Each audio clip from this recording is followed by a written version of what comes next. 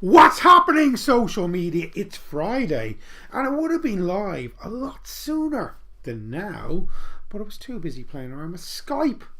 Bizarrely enough, the Skype interface has changed. I think I was talking about it a couple of months ago. Skype was introducing a whole lot of new features to be more hip and cool with the kids. Well, those features are there on my Skype today. So cool Skype features distracted me horribly on a Friday afternoon. So what's happening social media this week? Well, Snapchat Pixels, Facebook Groups has a bunch of new tools that may interest us. There's some split testing options coming to Ads Manager. Instagram Stories continues to grow, not to mention WhatsApp Stories and lots more. So let's jump into the show. So first things first, despite Snapchat saying they weren't going to ever go down the route of pixels and remarketing and conversion, they have. So they've announced this week that they're starting to roll out Snapchat Pixels, so the ability for you, hopefully in the near future, to remarket on Snapchat to people that have visited your website. So remarketing opportunities probably coming to Snapchat, but certainly the pixels are very much going to be used to actually measure conversion, because at the end of the day, Snapchat are trying to prove that their ads work and that they convert, and they want advertisers to spend more money. So Snapchat Pixels will actually help them demonstrate the conversion. So we need to stick another bit of code into the header section of our website, possibly using Google Tag Manager. Just one word on this is apparently Snapchat have said there's going to be a very clear opt-out option for Snapchat users. So if I'm a Snapchat user and I don't want to be remarketed to or tracked, I won't have to be. So there'll be a clear opt-out option for users. Something else, I think this may have been the tail end of last week, but apparently Facebook Groups is getting a bit of a makeover, and there's going to be some new features rolling out, particularly for us administrators in the near future. So one such option, or one such feature, is it's like a standard welcome message. So we're able to create standard welcome messages and actually tag in automatically new group members. So just a way of actually tagging and saying, hey, thanks for joining our Facebook group. So automatically tagging in users in a welcome message. I thought they had a lot of these before, but they're saying that people seem to like badges. They like to know who the moderators on the Facebook group are, who the owners of the Facebook group are, and so on. So there's going to be a moderator badge, so you can see if someone's talking in a group whether they're a moderator. You're going to have a badge for administrators. So again, administrators will have a badge, so you know that they're an administrator of the Facebook group. So it'll be very transparent, and there'll be a new members badge. So anyone that's new will literally have a badge, so you'll see that they're a new member and possibly someone that you should say hi and network with. So that's another feature. There's another interesting feature as well, which has been rolling out to groups, which is, if someone makes a comment on a Facebook group, I'm wondering who that person is. Who are they? I'm going to be able to kind of click on their picture and open a preview of who they are. So essentially it's going to pull the data from their public Facebook profile and give me a snippet of who exactly that person is, without me having to click through and try to look at their Facebook personal profile. So it'll be a nice indication of nearly networking and actually understanding a little bit more about who's commenting on what and who they are. So I like that feature.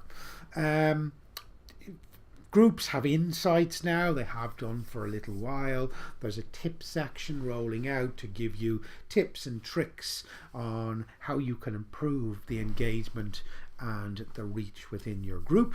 So that's being rolled out. And a very interesting little number is there's going to be essentially like the ability to suspend someone temporarily from commenting or posting on your group. So say someone is misbehaving on your Facebook group, you're going to be able to suspend them for a period of time. Not entirely sure the different time limits, but say I want to suspend someone for 24 hours from being able to comment or publish on a group because maybe they said something that you shouldn't do, or they're getting into some crazy argument on my Facebook group and I don't want it to take place there. What I can do is essentially suspend those two users from the group for 24 hours, 7 days, and not necessarily remove them or ban them for a lifetime, because that'd be cruel. So that's another feature. So lots of features being rolled out, presumably in the coming weeks, for Facebook group owners. So there you go. Other news just in this week is the growth of Instagram and, bizarrely enough, WhatsApp stories. It was announced today. I think it was today. Instagram stories, literally half of all Instagram users, in fact it's a little over half of all Instagram users, consume or create Instagram stories daily. It's quite a lot. And apparently 300 million daily users on the platform. They're also claiming that WhatsApp, which I've never used for stories, has similar daily usage figures. So the story format is growing at a phenomenal rate on WhatsApp as well as Instagram. So they've announced that, and obviously it's nearly double the volume of the daily usage of or consumption of stories on Snapchat, where it all began.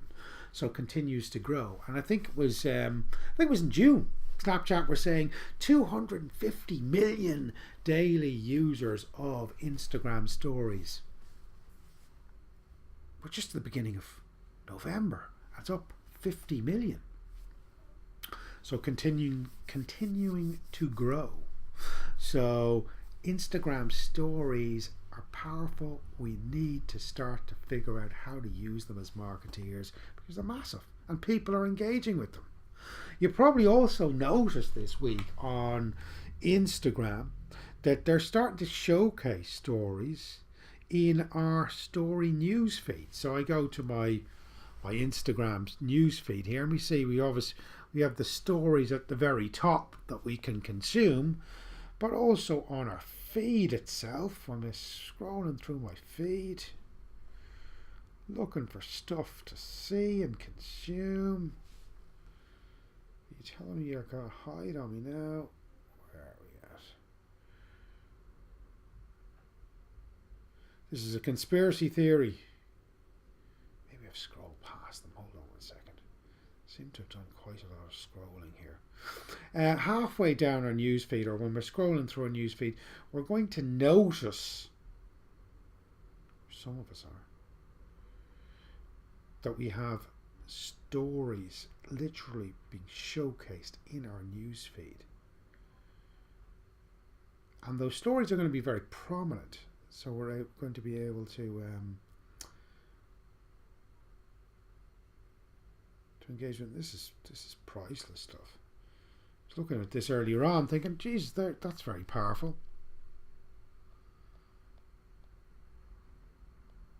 So without wasting another hour, literally as we're scrolling down our stories here, when we're scrolling down here in the middle here, you're going to start to notice literally, I think you see three long columns of people's stories in a carousel format, literally appearing in your regular Instagram newsfeed, specifically designed to pull us into consuming and looking at stories when we're consuming on the main newsfeed. So they're pushing stories heavily, and that's a new feature out this week. So we've done Snapchat pixels, Facebook groups, we've talked about stories. apparently. Nice feature being rolled out on Facebook Ads Manager. So Facebook Ads Manager, they're creating, it's like a creative split testing option. So we could split test our Facebook ads, but this creative split testing option, which is rolling out this month apparently to everyone, is going to be very easy to produce, ability to create different images for the same audience and test which ones do best. So I know certainly in the past I used Facebook a lot to split test different audiences. So a lookalike audience, a custom audience, and a geo-targeted audience, and then I see which ones perform the best. This feature apparently is just about, I literally have a picture of an old woman in this one, a picture of an old man on this one, a picture of a family in this one. So the ability to use different creative and split tests to see which ones perform the best. So there's a nice split testing feature apparently rolling out later this month on Facebook Ads Manager. That's about it. As I said, I was amazed this afternoon. I jumped onto Skype on my desktop and I had all these cool new features, very hip, trendy, able to send little gifts, cool gifts, and little pieces of video and funky emojis, all sorts of things I could do on Skype that I couldn't do before. And I knew this was coming, but I hadn't seen it before. So check out your Skype interface. It may have had a makeover like mine. Tool of the week. What is the tool of the week? Well, tool of the week, what I'm going to give you is actually is probably nothing that exciting other than, which I think is kind of exciting, leveraging the Facebook camera. So the Facebook camera on our phone is pretty cool. Technology's hating me today. Half a camera. So the Facebook camera on our phone is here, right? And it's pretty cool. And it's pretty powerful, and we probably don't use it anything like to its potential that we should do. But actually, if we go onto our desktop computer and we're on Facebook, you will notice down on the left hand side of your column, you will notice an option to create a frame. We'll say create a frame, and this is the ability to create essentially our own filter, our own picture filter for our camera. So we could put our logo in there, we could create some funky design and so on, but keeping it simple. You get a transparent PNG logo, you stick it into a frame on your Facebook camera and you save it. You've now created this cool frame. Now when you go live, if you go live from your Facebook camera, so you go into your Facebook camera to go live, you will go live with your logo. So the ability to actually add a logo to your Facebook Lives using the cool feature called Create a Frame in your Facebook camera. Check it out. So go to your regular Facebook account, and then on the left hand side you'll notice Create a Frame, and take it from there. It's pretty cool. So create a frame, add your logo, and go live. Pretty cool. So that is the tool or the hack or the tip of the week. A shout out as well to Kevin Mulvaney. Kevin Mulvaney from the Irish Hotels Federation. I mentioned a tool last week, I think it was Drum Up, I mentioned last week, and he dropped me a little line and he said, check out Storystock. So Storystock, it's an Irish-owned company, and essentially what it is, it's an Irish-owned company where content creators can create content, and media buyers can buy that content to use on their websites and social media platforms. So essentially, it's a content content sales exchange tool, I suppose.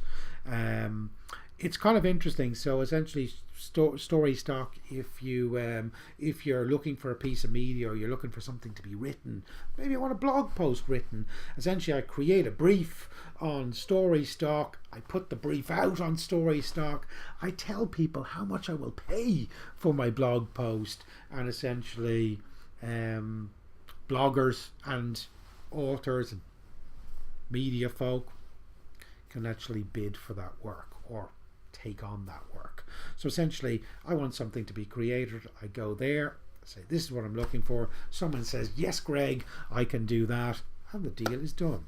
So that's an Irish-owned company called Storystock. I don't quite think that they've got things up and running yet, because I did see a few briefs that didn't seem to be fulfilled, but still a nice model and an Irish company, so worth a shout out. So check out Storystock. So for me, Greg Fry, it's have a great weekend, and I will speak to you next week. Take care.